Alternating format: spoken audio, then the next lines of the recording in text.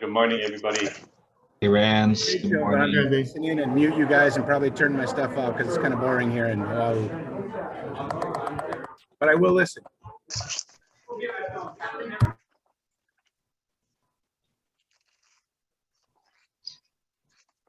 Good morning, Rich.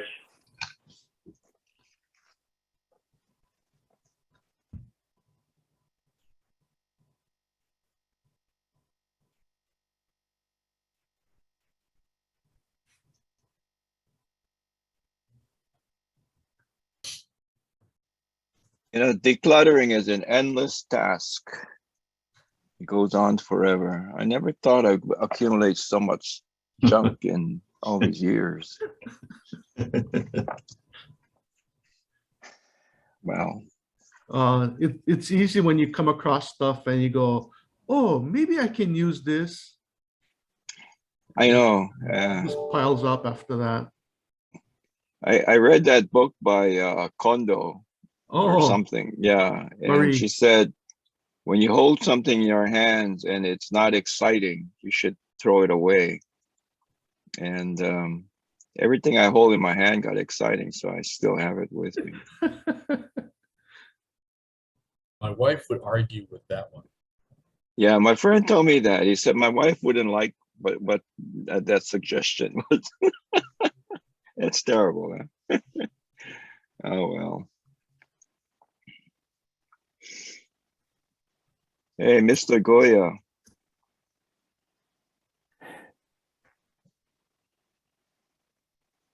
That's my favorite park in the background there. Good for you. Mine too. Thank you. Only problem is there's a homeless guy that lives in that pavilion right next to that red thing. And they urinate all over the place. They're getting kind of bad now. Yeah. They were the former sumo ring.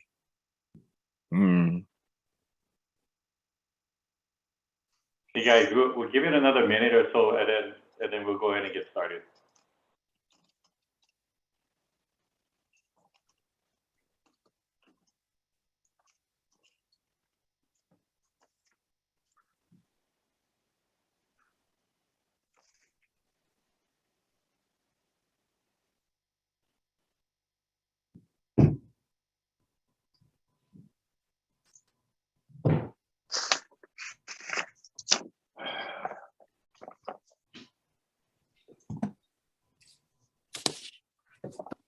Hey, Glenn, haven't seen you for a while.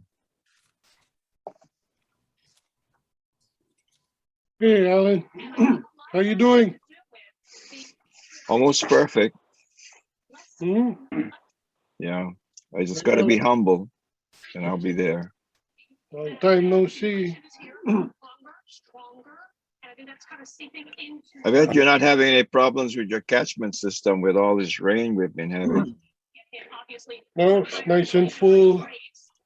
Well, ready for some sunshine. Gotta cut Yes. the grass.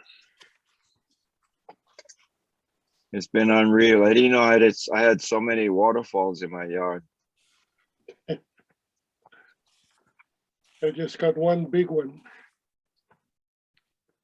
Hey gang, we got 10:02, so let's go ahead and get started. Aloha everybody. Wanted to welcome you all to the Hawaii Island Chamber Economic Development Committee meeting. We also have some people from the Japanese Chamber of Commerce and their economic development group as well. And I'm sure we'll get a few more people jumping on as we proceed. This morning, I'm honored to have a couple of great people share on their experiences with the Maunakea Working Group. We have Rich Matsuda from Keck Observatories, and also Dr. Noe Noe Wong-Wilson with us this morning. And again, they shared, some of you may have heard them sharing on their experiences and their perspectives, but I think given in light of the recent legislative, advancement of passing of HB 2024, going over to the governor's office now. I think it'll be really interesting to hear their perspectives on that as well. So I want to turn it over to Rich and to Dr. Noe Noe. Thank you, Randy. Thank you so much for having us. And in Hawaii, we respect our elders. So I'm gonna let Auntie start off, and then I'll introduce after. Thank you, Rich. Aloha, aloha, everybody. Good to see all of you. I also want to acknowledge Bonnie Irwin, who just joined us. Hi, Bonnie. Bonnie was also one of our Maunakea Working Group members. So I'm glad to have her here, and maybe she can also add her comments through the day or through this next hour. So first of all, let me just say I'm grateful for this opportunity to join you. Thank you for Randy for inviting me. Rich and I have spoken to a number of groups over the last few weeks, and it's always a good process to, to share this amazing technology that we don't have to drive across the island or away from our home to be able to communicate in a fairly decent way with each other. So I know many of you and have worked with you in other capacities. I see my old friend Tom Goya. Hi, Tom. So I just want to greet you and say thank you for being here to listen to us today. And so Rich, I'll leave it to you. Okay, yeah, I just want to add my thanks for the opportunity to talk.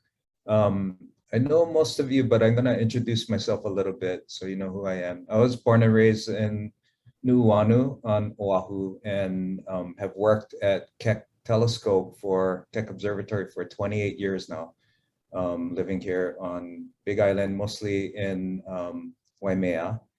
And I guess during that time, my background is a electrical engineer. So I worked on helping construct the Keck 2 telescope, and then got into instrumentation and operations, so led the operations. But I think because of my connection and love of Hawaii and community, my role has changed. And so have been doing a lot more work in terms of relationship building in the community, things like that. And so in 2021 got put onto this working group as a representative of the Maunakea observatories. I really, really appreciate opportunities like this, because I think I look at the faces on this call and I know everybody really cares and loves Hawaii, and therefore cares about Mauna Kea and cares about community. Otherwise, I don't think you'd be in a group like this. So that doesn't always mean we always see things the same way, but the ability to talk about things is really, really valuable. So really appreciate being here. What Auntie and I thought we would do is give some highlights of the bill and then the intentions around it, and then take some questions, but also talk about our perspectives about what this means, for Hawaiian community, for astronomy, for community in general.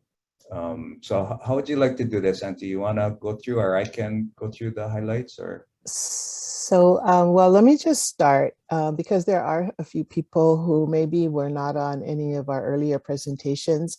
And when Rich and I talked to some of the other groups before, the other chambers, for example, of course, the bill was still going through the process at the legislature. And I'm sure each one of you has been involved at some point in the legislative process, so you know how arduous that process can be and challenging for all of us, and especially those of us who come from the neighbor islands.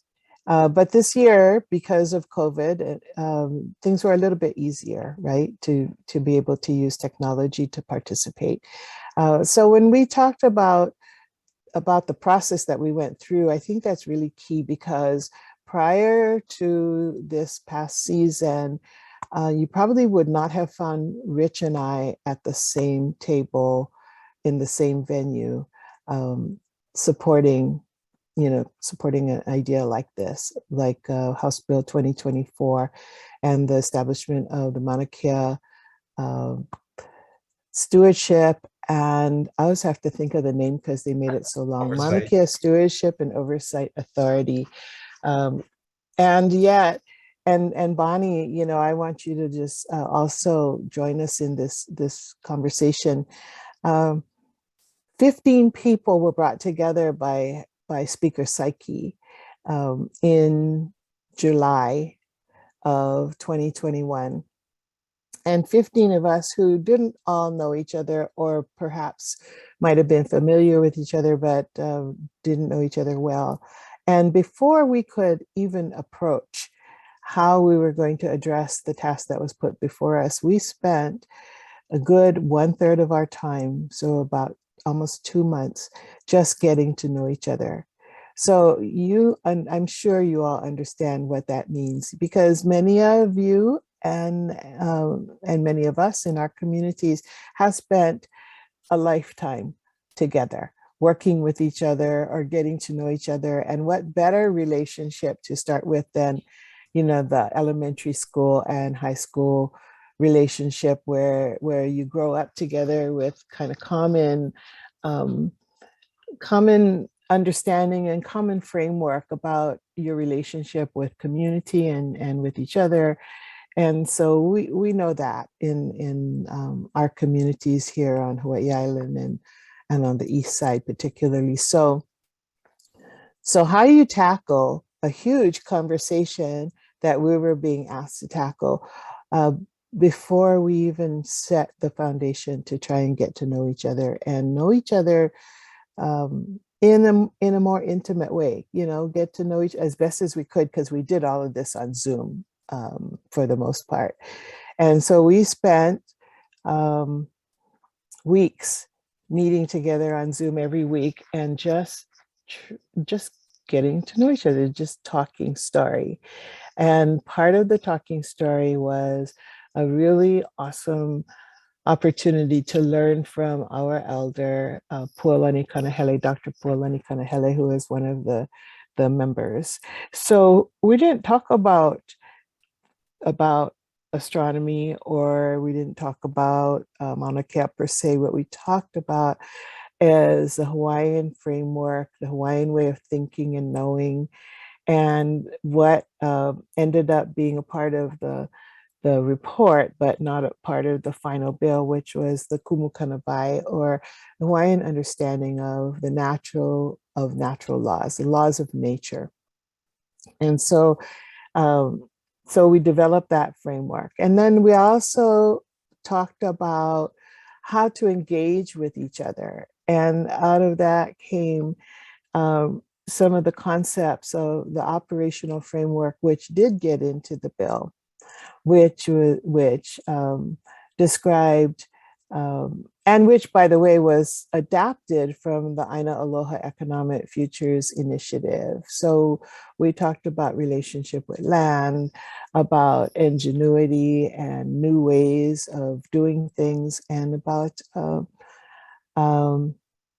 our commitment to making Hawaii a good place for all of us, while still recognizing our cultural foundation, our Native Hawaiian cultural foundation, because that's the host culture here, and we cannot move without making sure that we can acknowledge that. So those things were all part of the very first part of our discussion, and we kind of came to know each other in a way that we could begin talking about very challenging and emotional pieces. Oh, Rich is giving Yeah, us sorry, we got a fire alarm going off in our office. I'll try to come back as soon as can. Oh, thanks, Rich. You're abandoning me. Sorry. Okay. It's not planned. Put it on your phone, Rich. Okay. Poor thing. You can Anyway, tag me in. I can help. Thanks, Bonnie. So it came to that point before, and we agreed that we would have a conversation that was respectful, that we would listen to each other, you know, and keep our minds and our hearts open to the communication.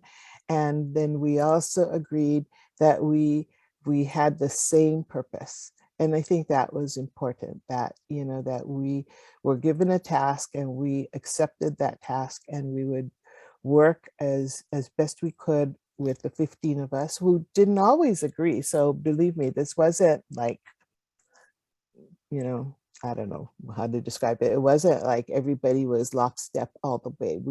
We had some very big conversations. And the other thing we agreed to is that if 2/3 of us could agree, so that means 10 out of the 15 could agree to a statement or a point, that we would put it on the table as being part of the final report. If we could not come to an agreement of 2/3 of all of us, then we would put it on another piece of paper and we would acknowledge it, but it wouldn't go into the final report. So with those agreements, then we just started really looking at the very difficult task of how to create a new entity that would replace the university, because that was our task. That's what we were asked to do. So Rich, I don't know if you heard what I was saying, but Bonnie, maybe if you want to add a little something there. Yeah, I mean, I joined this group, as you might imagine, with some trepidation. Being the person representing the university in a group that is supposed to remove the university from this duty, right, and this responsibility. But one of the things, I was also the newest to the island, to Hawaii. A lot of the other people in the group had known each other for years. I hadn't met everyone. And so I so appreciated that environment of respect that we created and people's patience. As when we're coming to the Kumu Kanawai, you know, the English professor in me is looking at the language, and because I don't have that cultural grounding, it's like, I don't really understand what this means. You know, can someone explain it to me? And we did, and those conversations were gracious. And when we had an occasional flashpoint, and I can remember at least once where somebody kind of, you know, got head up and spoke out of turn a little bit, the group gently brought it back, and the person said, "That's right, we have ground rules, I'm good," and re-engage, right? And I think that environment and that mutual respect is what's missing in so many of the big complicated issues we try to discuss. And I just so appreciated that, and the fact that you know, we prevailed on Chair Nakashima to bring in someone to facilitate, because it's hard to maintain those rules of engagement without someone sort of every day, or, you know, every meeting anchoring us again and repeating that. And I've come to really appreciate that way of operation. Right. And the facilitator, we actually had a team, 2 people who helped us with that, because they were able to keep notes on the discussions and revisited those notes every time we came together to make sure that we were all in agreement that those are the things that we had agreed to, or those are the things that we had parked in the garage, which was the piece of paper that we put on the side. And then every meeting remind us about those agreements that we needed to come back to, or those issues that we needed to come back to that we had not come to full agreement on. So, you know, the facilitators helped keep us on track, given that we only had a limited amount of time to try and accomplish something. And I can't remember now how many meetings we had, like, it was a lot. Got to be close to 50, yeah, with all the subcommittee stuff. Yeah, right. We had subcommittee meetings, and it just consumed all of our energy and all of our effort during those times. And so the other thing which we had to all agree to was that there would be a level of confidentiality about the discussions and where we were on the discussion, because as we know, this is a very emotional issue in the community. And while it wasn't an issue of hiding anything, that in order for people to feel safe about taking a position or making a statement or exposing themselves emotionally or even intellectually to the discussion, that they had to feel safe, that they would be respected and their mana'o would be respected. So those were all the elements that allowed us to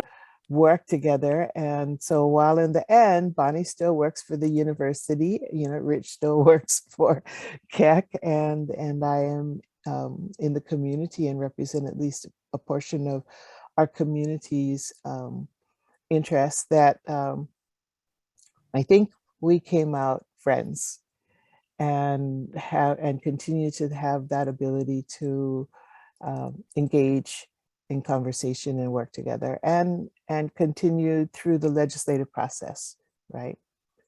So do you have any other comment about that, Rich? And then we can get into the meat of things. Yeah, let's get into the meat, but I would just say for me, it was really a transformative experience. And I think while I was walking out through the alarm part, you guys may have said this already, but it was such a different experience than many of our sort of governmental processes where we testify and we write letters and we do 3 minutes in front of the mic, and just getting to know each other and really understanding perspective a lot more deeply and from a curious standpoint rather than an advocacy standpoint. So like, just I want to understand more about that point of view, to have the time to do that with a facilitator who was asking really good questions was really powerful. And I was so moved that I wrote a piece that I put into Civil Beat, and I'll share a link with you on that so you could get into a little bit of my head about what that experience was like and what I learned. So I'll do that when I get back to my office. Oh, it looks like they cleared it. So I'm gonna walk back now.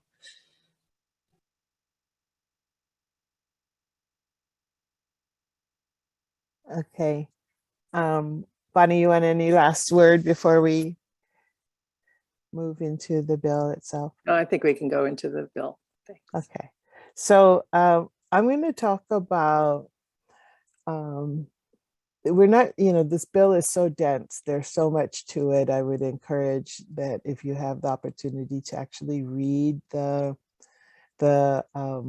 conference draft, the form that has gone into the legislature, gone into the governor's office for signature, you should do that. And so we're not going to be able to get into all the nitty gritties, but just maybe hit some of the highlights.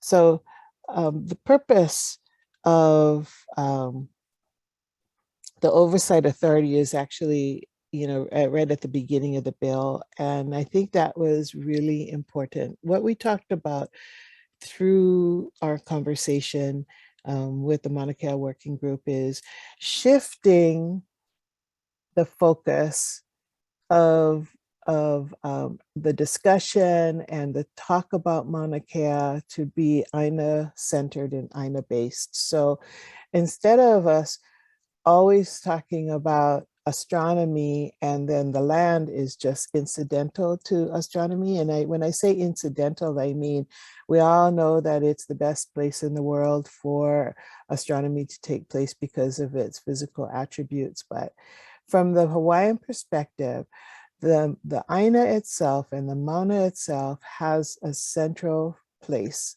in our life. And so to be able to kind of shift the attitude, which really is maybe a quarter turn, so that we're talking about Mauna Kea being a significant place, not only on the planet, but here, particularly on Hawaii Island, here in Pai'aina, which is the archipelago within what is considered the state of Hawaii, within the Pacific region, because it is revered as well amongst the Pacific and Polynesian and Micronesian and Melanesian people.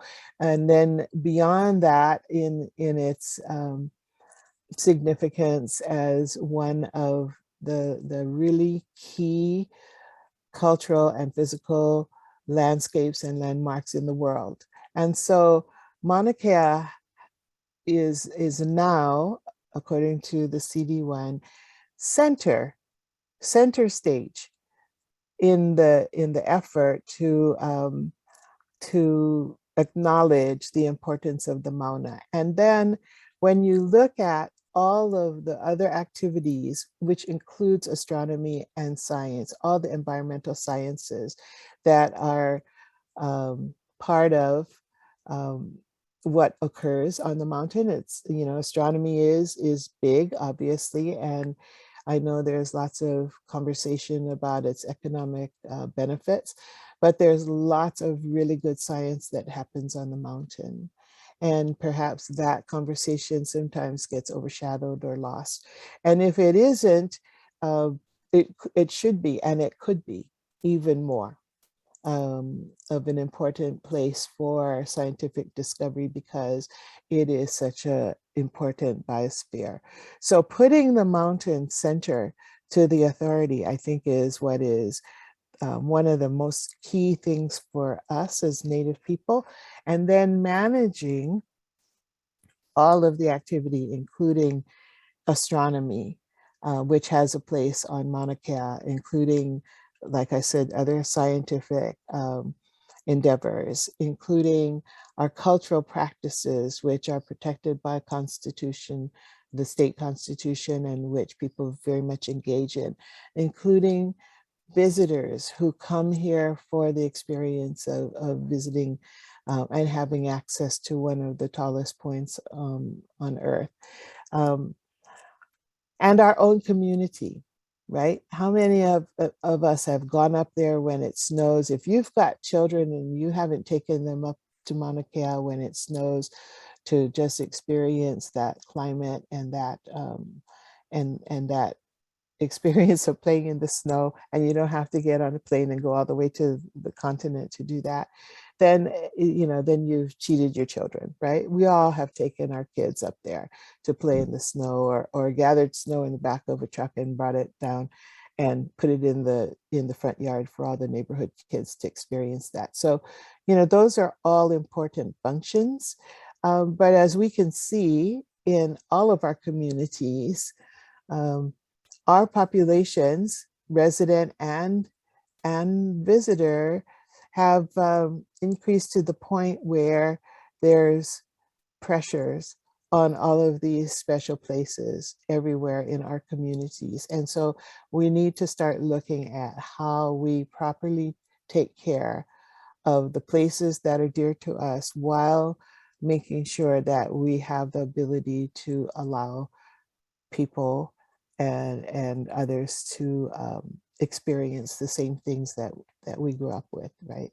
So that's kind of the challenge of how to do that, and placing Mauna Kea for us who come from a cultural perspective, placing Mauna Kea in the center, acknowledging its importance, and saying that we want to protect the Mauna, and we're going to do it in this way by taking care of all of these activities in a way that makes sense for everybody is a key step for us.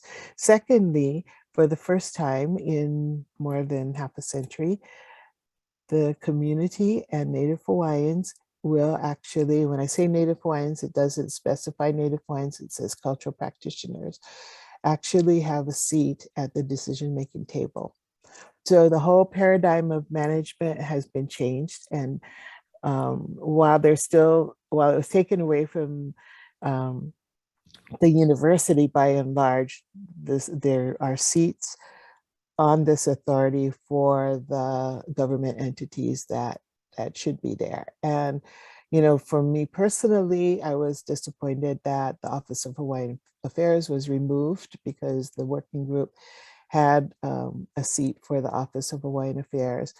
But in its place, or I shouldn't say in its place, I should say what was added at the same time, was a seat for the county mayor.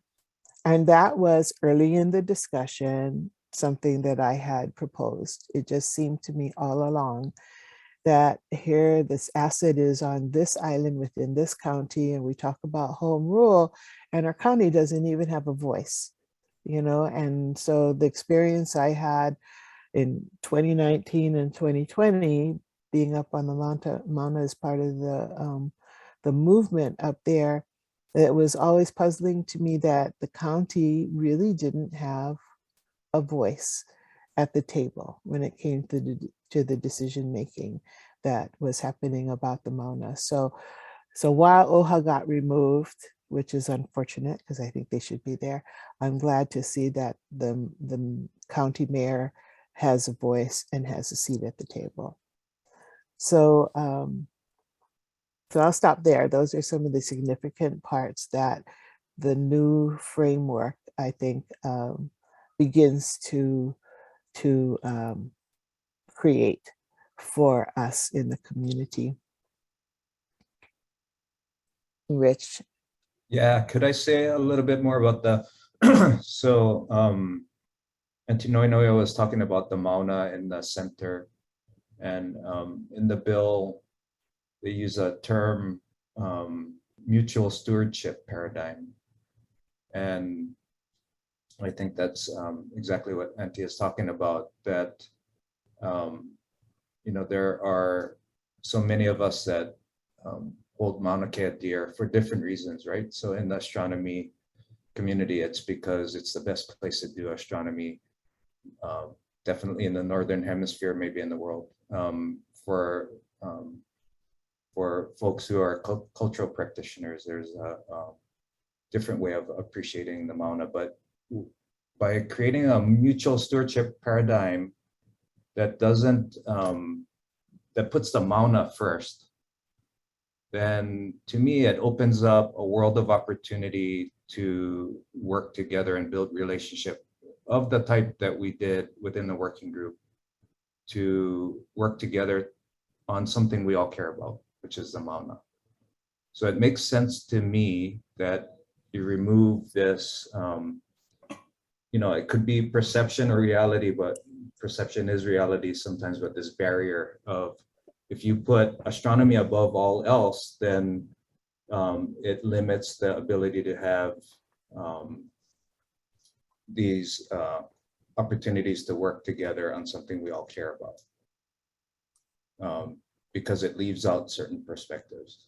So this mutual stewardship paradigm is a thing, I think, that we all need to wrap our heads around and figure out how we're going to engage into that together in a positive way, and bringing that bigger picture into mind.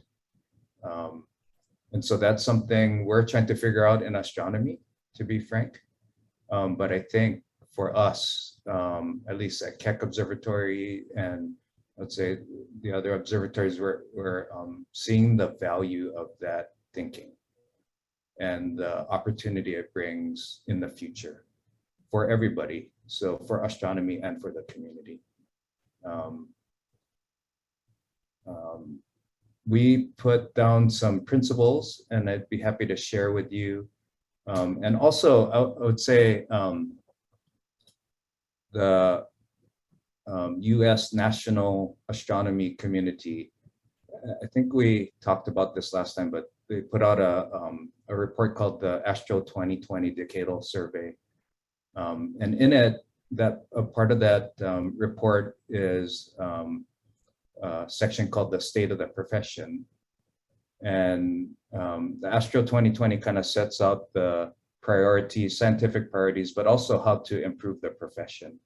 And in there, it talks about the science of astronomy, how it's conducted in local communities and indigenous spaces, and how we need to improve. And part of that need to improve was from an assessment of how things have gone in Hawaii with TMT and so forth.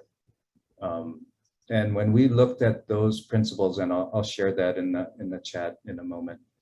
In fact, I have some notes here on that. it talked about things like community-based science, a model for research in which at every step in a project, at least partial control remains with the community. Another sentence was ensuring that local stakeholders have meaningful influence, including through decision-making and governance structures at every stage. And in one of the concluding statements, that astronomy should work to build partnerships with indigenous and local communities that are more functional and sustained through a community astronomy approach. So these are direct quotes out of that report.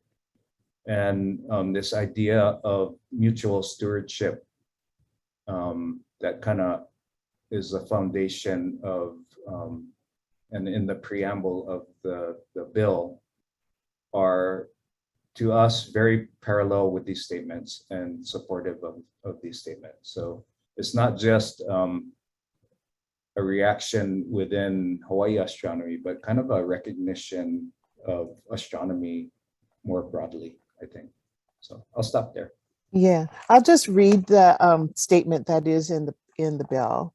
It says the legislature has established the Maunakea Stewardship and Oversight Authority and the governance structure contained in this chapter to protect Mauna Kea for future generations and manage the lands contained therein for the purpose of fostering a mutual stewardship paradigm in which ecology, the environment, natural resources, cultural practices, education, and science are in balance and synergy. So that's the platform that is given to the authority, and that's what Rich is talking about there. Well, and from my perspective, I think one of the great areas of potential here is encouraging more young people to study science, whether it's astronomy or environmental science. If it is not the center of a culture war, if we're working together, then more students, I think, will feel empowered who may have an interest in science. But, I've even heard here on campus, though we have a very safe atmosphere, that some students are afraid to say they're astronomy majors. And I think just lifting up science in all of its forms and combining it with indigenous knowledge and that respect for the local places and culture may very well encourage more of our students to take that path, which to me speaks directly to what we talk about in this committee, right? The economic development and future of our community. If we can get more kids interested in college and then having gainful employment on the other side, and I think this actually helps us get there. Perhaps not in the way we had planned, some of us, but I think it's got amazing potential there. Right. So I'll just also say, because if you had followed the bill, this had been changed over the different drafts, and it kind of gave us all a headache, like watching a tennis match. But the jurisdiction area of the new authority is now proposed to just be the current leases that are being held by the university. So there was early discussion about 6,500 foot elevation and higher being the jurisdiction area. It was changed to 9,200 feet in one of the early drafts. And then what settled and what gets transferred, at least with this bill, is the current leases, which is the Halepohaku complex at approximately 9,000 foot area, the lease at the upper summit area, which is what, about 11,000, yeah, the astronomy precinct up there, but the larger astronomy precinct area. Oh yeah, right? science reserve, yeah. Yeah, exactly, all of that. And then I believe the easement on the road. Yeah, Yep. So those are the pieces that are now are addressed in the final version of the bill. And so the bill does allow for the authority to have to be able to determine things in the future, which includes if there should be a change in the area that the authority feels that they want to manage, they can come back to the legislature with that request, right? So that's always a big issue, and it caused a lot of confusion through the various forms of the bill, but that's where it ended with the current leases. Okay, so go ahead. I was going to say, unless were you finished with that point, or? Yeah. I was going to say, maybe we tackle the transition, because there's been some confusion, a little bit of confusion, and that moved all around in the bill. But where it ended up with was a 5-year transition, and I think the way to understand it most simply is that the University Center for Maunakea Stewardship would continue to handle the day-to-day management activities during that 5-year transition, and the new authority, so the new board members that get put onto this new authority would spend the 5 years in establishing plans. So what does that mean? It would mean basically the equivalent of what the university has put together in terms of land management plans and how to, the rules for activities on the summit.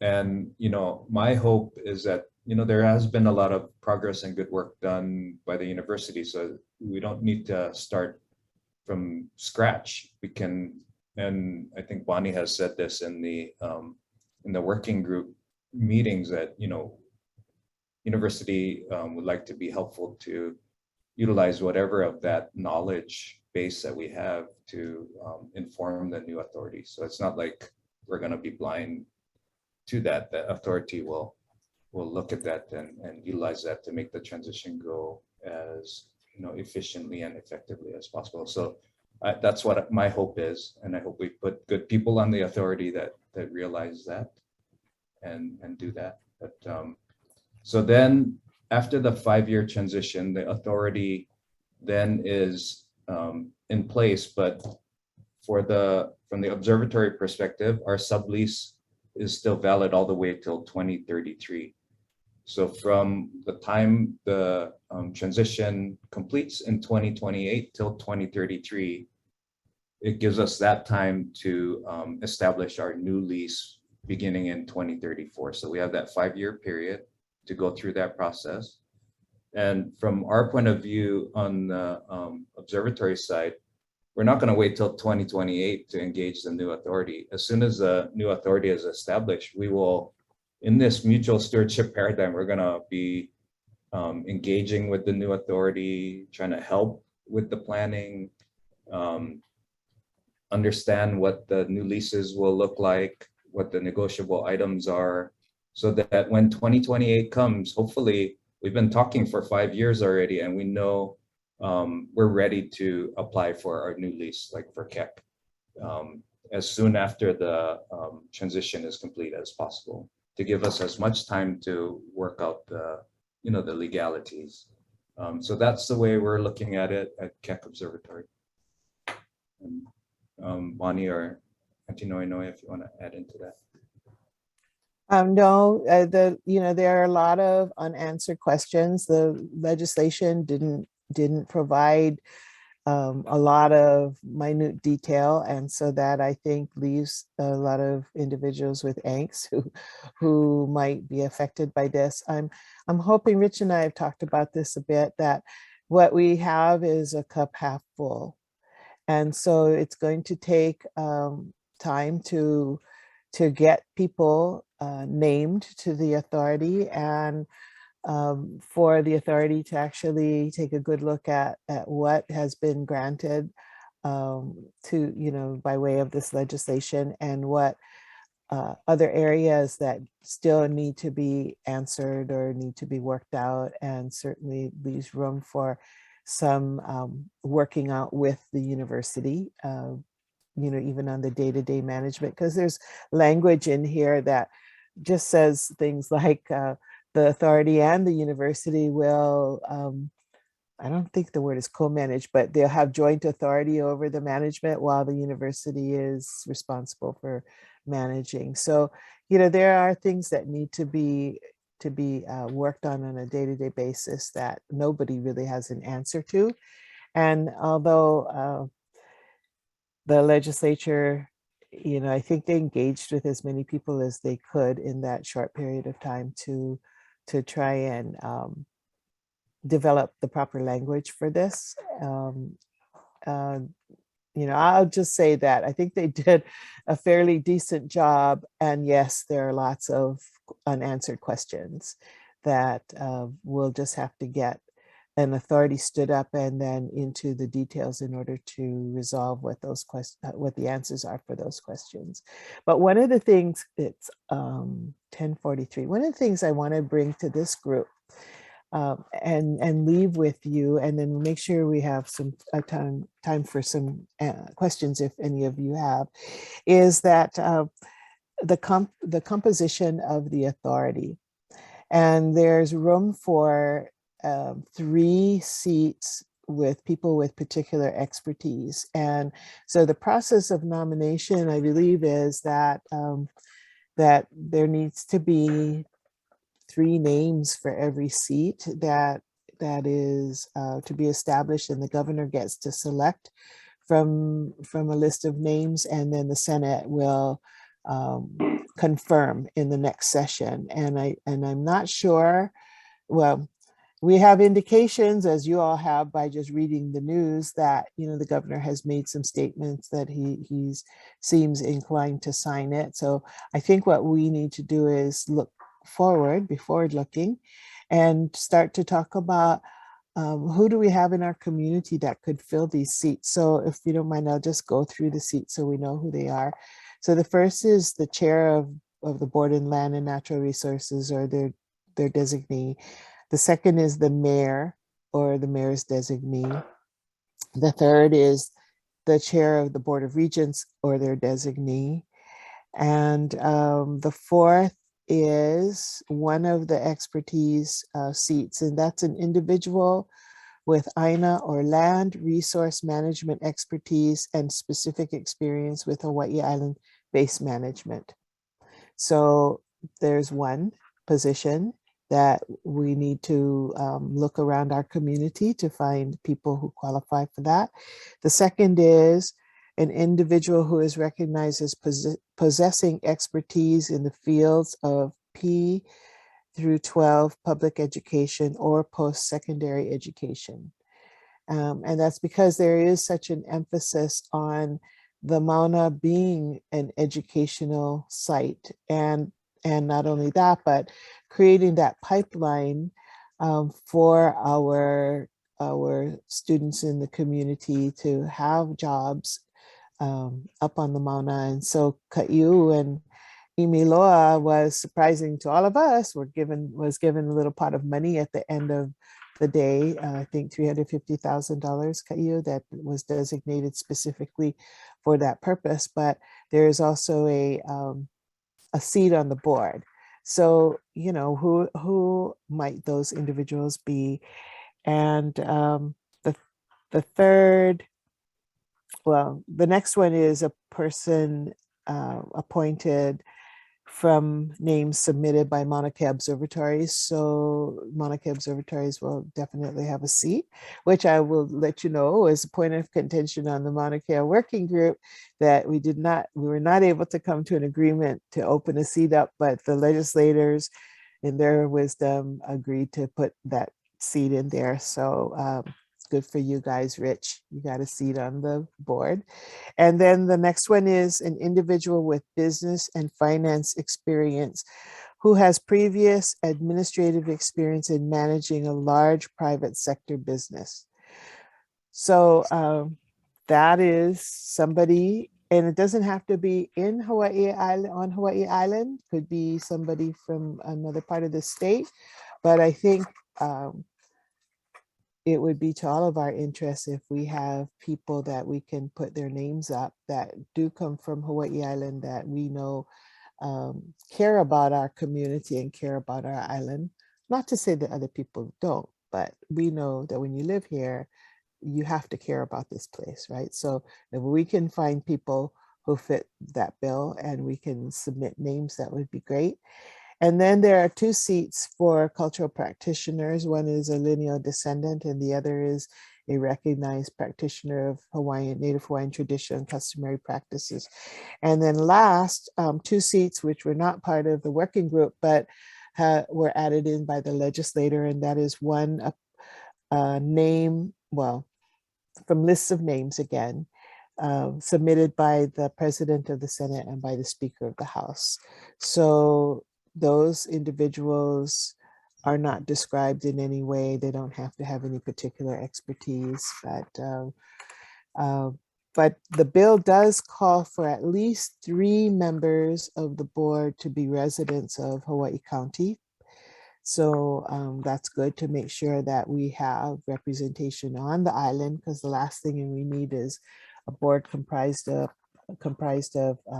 I have to look around when I say this, comprised of everybody from Honolulu, right? I mean, we want to make sure that our community over here is well represented in how we manage our own resources. And so my request, and probably all of our requests for those of us who served on this working committee, is to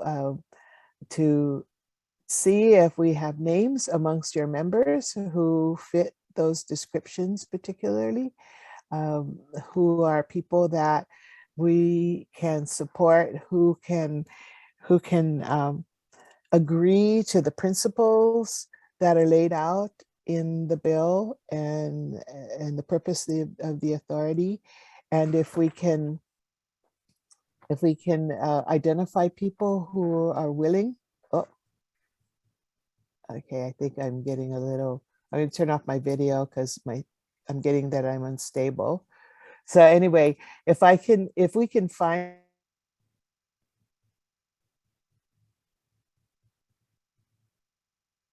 Hey, I think we may have lost there. Oh. I'm back, sorry. Okay. All right. Yeah, so No. we have about 10 minutes. I was wondering if we can just go and do some questions right now. I'm sure we have some of our members here that may have some questions. So I'm going to open it up for questioning. Any questions?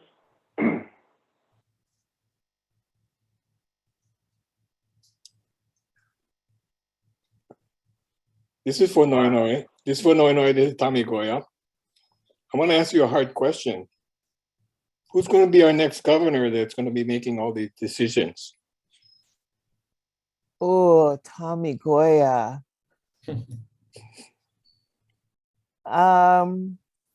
Well, geez, who are you voting for? It's confidential. I hope that the next governor, whoever the Democrat is, sorry, whoever our next governor is, I hope is wise enough to understand the process that we all went through. And when I say we, I'm talking about the larger community, the Hawaiian community, the members of this working group and the legislature, to try and find a way that we could address the issues that have plagued us that resulted in the stand on the Mauna for 9 months in 2019 and 2020. You know, I was part of that. I do not want to have to live on the mountain again. And it was a desperate move by a community who felt that we have not been listened to for a long time. So this is something that I think, even though we still don't all come from the exact same place, that the movement here to try and address the deep-seated issues in our community that divide us over Mauna Kea can begin to be healed, and that we can actually start taking steps toward some resolution. And I think, you know, I will tell you that all of us on the working group approached our participation with a lot of trepidation. Took months to be convinced that I wanted to be a part of that, for a whole lot of reasons: emotional reasons, community reasons, fear.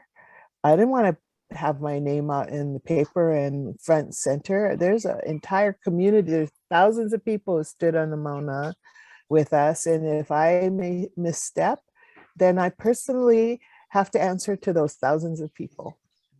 And that is a huge, huge kuleana. So, you know, I'm hoping that that's the long answer to your question. The next governor better be smart enough to recognize the work that's been done and to support this moving forward. And that's who's going to be governor. Thank you. Another question. I have a question for Auntie Noe Noe or Rich. This is Sally Anchetta from Hawaii Public Health Institute. And I was thinking about what you said about representation from Hawaii County on this new board. Do you feel that possibly one of those appointed positions, either from the Senate president or speaker, could be a Hawaii County representation, maybe from the county council or from the mayor's office? Is that a possibility? My guess would be that because mayor has a seat, it would. So it's very possible to have one of those two appointments be a Hawaii County resident. But I would think they would be a little bit careful about doubling up on seats that are already represented. So like putting another UH person or putting another observatory person or whatever. I would think they would try to, from the mutual stewardship paradigm, you want to have as much coverage of all the different perspectives as possible. So finding a puka and filling the puka would be the right move, I would think. Mahalo. My opinion, yeah. Right, Sally, especially since from the working group, we actually had 4 seats for Native Hawaiians and community members, and that was reduced to 2. Mm-hmm. So yeah, I would hope that the Senate president and the Speaker of the House might consider community members and Native Hawaiians. But you know, it's up to them. Who knows, right? Who knows who they're going to pick? Yeah. Mahalo, Auntie. Another question? Any other questions?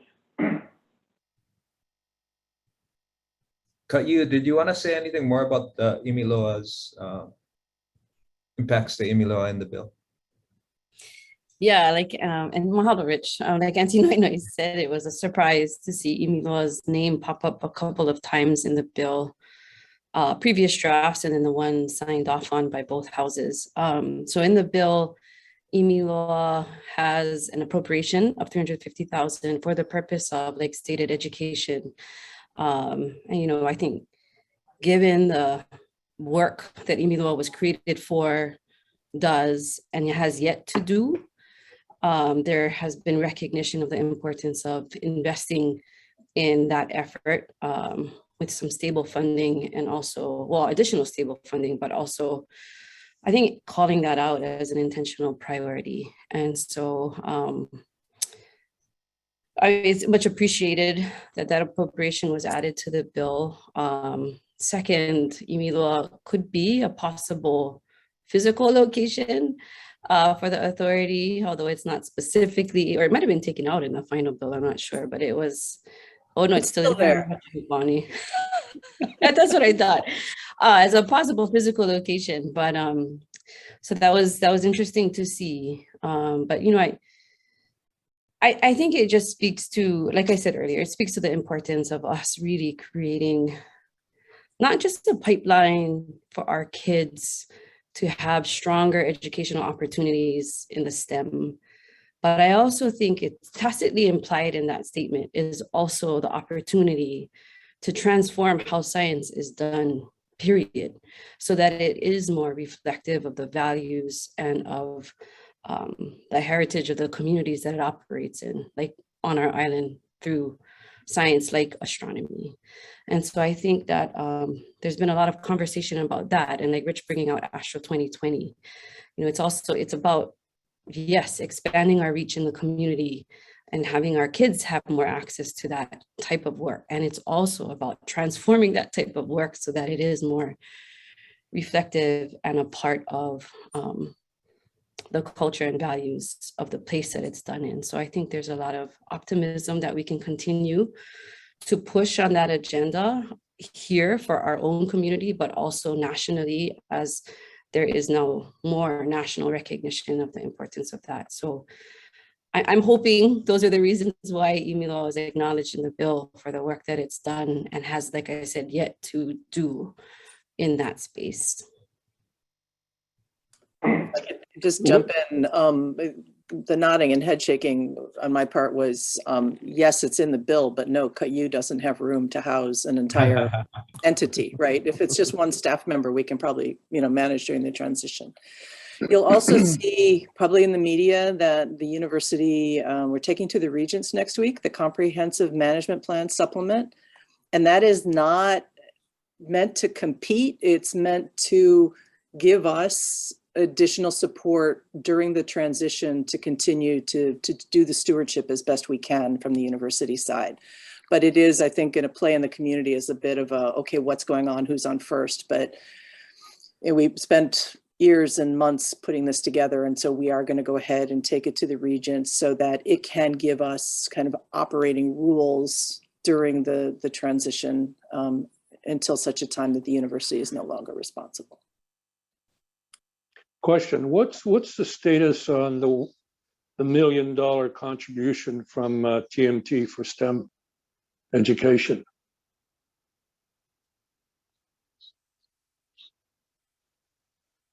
That's a good question. I believe it's, correct me if I'm wrong, I think it's halted at the moment. Is that right? Or, well, Leilani is here. Do you, I'm probably speaking out of ignorance. Stands at right now is that once construction starts, the required contributions will start up again as well. In the meantime, the TMT is doing a lot of grassroots efforts and working within the schools to help with more struggling students and meeting community needs, opposed to coming in with just astronomy-based learning. Okay, but they're still contributing to STEM education. That's correct. Okay, and thank you. other avenues of importance in our community as well. Yeah, okay, gotcha. Thank you. Okay, gang, we're at 11. I want to again mahalo Rich and Noe Noe and Chancellor Bonnie for sharing today, and all of you for taking the time to be here. Mahalo. Miles, do we have any announcements that you want to make? Thanks, Randy. No, we're all good. Okay, well, we'll see you guys again. Third Thursday of the month, second Thursday of the month, yeah. We'll have our next meeting. Okay, so thank you all. You folks have a great week. Thank you again, Randy, for the opportunity. Thank you. Aloha, everyone. Thank you. Aloha. Aloha. Aloha. Mahalo. Thank you, everybody.